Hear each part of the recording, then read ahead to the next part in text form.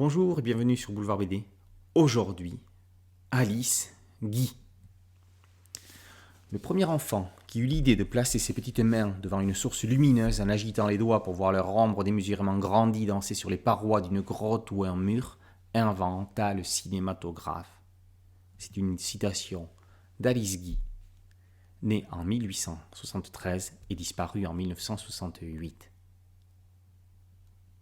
Alice Guy, ou Alice Guy Blaché, à partir de son mariage en 1907, est née le 1er juillet 1873 à Saint-Mandé et décédée le 24 mars 1968 à Wayne, dans l'État du New Jersey aux États-Unis.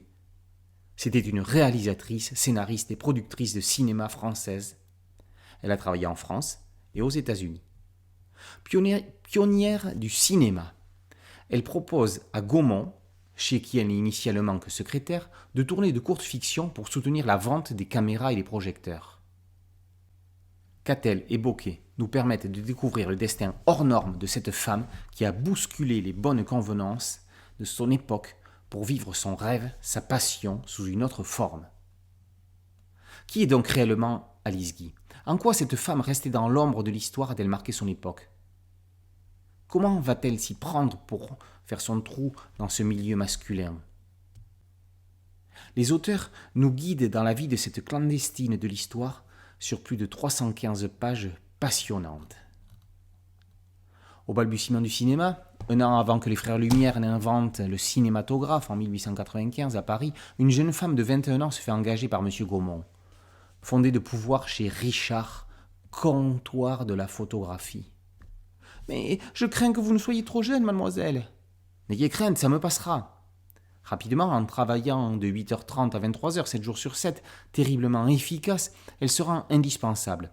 Et lorsque Léon Gaumont fonde sa propre société, c'est tout naturellement qu'il embarque cette jeune femme énergique sur son paquebot. La cinématographie Gaumont, avec comme projet l'image animée. Pour booster la vente d'appareils de projection, Alice propose de réaliser de petits films qui seront projetés aux candidats acquéreurs. En effet, comment ne pas mieux les convaincre qu'en visionnant des films. Et cela fonctionnera à merveille. Elle va alors réaliser quelques centaines de petits courts-métrages muets, avec les moyens du bord au départ, du burlesque à la simple danse gitane, scènes de la vie courante ou sketchs tournés en France et partout en Europe. Elle se crée une filmographie impressionnante pour soutenir la vente de projecteurs. Filmographie impressionnante, oui, mais dont il ne reste pas grand-chose aujourd'hui, malheureusement, car à cette époque, ces films n'étaient pas forcément conservés, n'étant au départ qu'un support publicitaire. Sans réel générique, ils étaient détruits sitôt usés, ou, après emploi, rangés et oubliés dans un coin, une vieille malle, au mieux, pour ne pas dire, jetés à la poubelle. Du Buster Keaton, du Charlot avant l'heure, le client est conquis, et loin de s'arrêter, elle se lancera tout naturellement dans de plus grosses productions. Alice Guy se prend au jeu de la réalisation et va entre 1898 et 1899 jusqu'à inventer le péplum, le premier de l'histoire du cinéma, avec une Passion de Jésus-Christ, tournée en plusieurs épisodes pour un total de 35 minutes. Ils seront dispersés au gré des ventes publicitaires de projecteurs. Énorme succès international, elle en tournera en 1906 de nouveaux épisodes, la naissance, la vie et la mort du Christ, mais avec des moyens nettement supérieurs alors. Budget en conséquence, 300 figurants, 25 tableaux. Oui, le péplum est bien né. Ces créations connaîtront souvent le succès populaire, mais seront aussi parfois des flops. Et ainsi va l'histoire du cinéma et de ses créateurs. Ses sujets de prédilection sont variés. Pourtant, là encore, elle se montrera parfois avant-gardiste, n'hésitant pas à traiter sur un ton parfois satirique des thèmes comme le sexisme, la traite des blanches, le féminisme. Mariée en 1907 avec Herbert Blaché, un opérateur de Gaumont à Londres, elle le suit aux États-Unis. Elle y deviendra la première femme à créer une société de production cinématographique, la Solax. Elle se construit des studios, tourne film sur film, n'hésita pas à s'entourer d'un casting inédit avec aucun acteur blanc. A Fool and His Money en 1912. La fortune est au rendez-vous. Hollywood n'est pas encore né qu'elle est à nouveau pionnière en son domaine. Le nombre de ses productions est impressionnant. Cette vie, loin d'être un fleuve tranquille, est à l'image de l'épopée du cinéma dont Alice Guy est un pilier fondateur, indiscutablement. Son mariage finit dans les bras d'une jeune actrice. Elle est ruinée et doit revenir en France. Plus jamais elle ne récupérera sa place et son aura. et dire qu'elle avait côtoyé d'égal à égal les plus grands de son époque.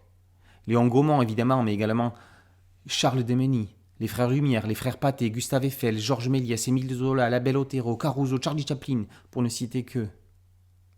Elle meurt dans un quasi-anonymat en 1969 et sans avoir revu le moindre de ses films. C'est un peu par hasard qu'en 2011, Martin Scorsese la tire de l'ombre où les projecteurs l'avaient oubliée. Ses films sont redécouverts, retrouvés ici et là et mis enfin à l'honneur, à la place qu'ils méritent au panthéon du cinéma. Alice Guy était une réalisatrice exceptionnelle, d'une sensibilité rare, au regard incroyablement poétique et à l'instinct formidable, et pourtant elle a été oubliée par l'industrie qu'elle a contribué à créer.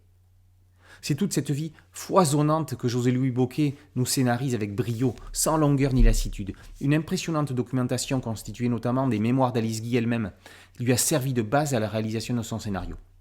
Complicité parfaite avec sa dessinatrice de cœur, le séquençage en pages et en cases de la naissance à la mort d'Alice Guy est digne d'un biopic BD oscarisable. Avec Catel Müller, Bocquet réalise un remarquable travail de recherche historique et de représentation imagée, empli de justesse, de reconnaissance culturelle et historique. Le dessin, léger et souple en noir et blanc, nuancé de gris, donne une ambiance très belle époque à l'ensemble, pour le plus grand plaisir des yeux du lecteur. Une chronologie précise, des notices bibliographiques fort détaillées et une filmographie complètent cette brique de 400 pages au total.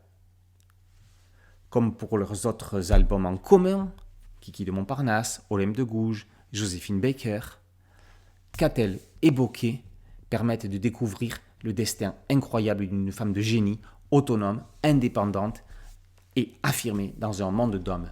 Une Bible indispensable à n'en pas douter, aussi bien pour tout amoureux du cinéma que pour tout bénéphile. Alice Guy, par Catel et Bocquet, est paru aux éditions Casterman. Merci à mon ami Thierry Ligaud pour cette chronique. Boulevard BD, c'est un podcast audio et une chaîne YouTube. N'oubliez pas de liker, de partager et de vous abonner. A très bientôt sur Boulevard BD. Ciao.